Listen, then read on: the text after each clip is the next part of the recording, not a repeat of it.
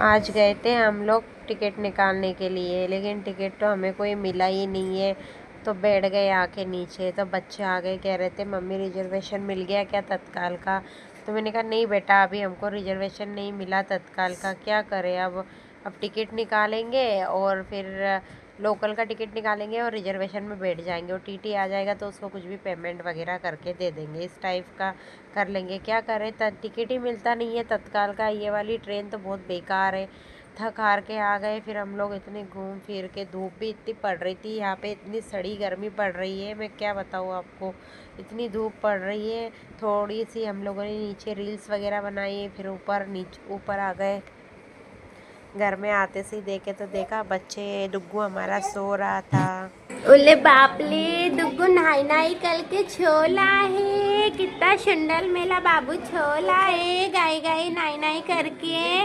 दुग्गू मैं आज जा रही हूँ, दुग्गू दुग्गू मैं आज जा रही। हॅलो गाईज, आज आम्ही जाणार आहे इंदोरला।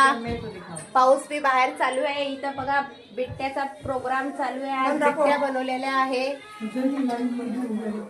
बघा तुम्हाला दाखवती, ह्या डिलेव्हरी बाईचा लय आकात असतो जेवणाचा, हमेशा हिच्या जेवणाचा लय आकात असतो डिलेव्हरी बाईचा।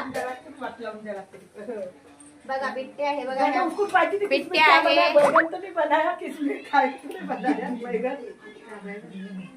आमच्या घरच्या लेकरांना तर किती इथं वर्षभर भी राहा तरी त्यांना सुख भेटत नाही, इथं तरी इथंच राहा म्हणतात।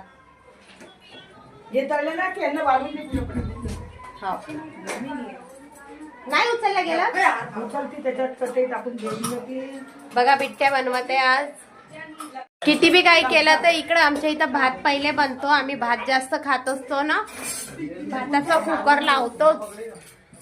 लेकरांची तर इच्छाच होत नाही घरी जायची, कारण की ते सुट्टी असते, एन्जॉय करायला भेटते म्हणून।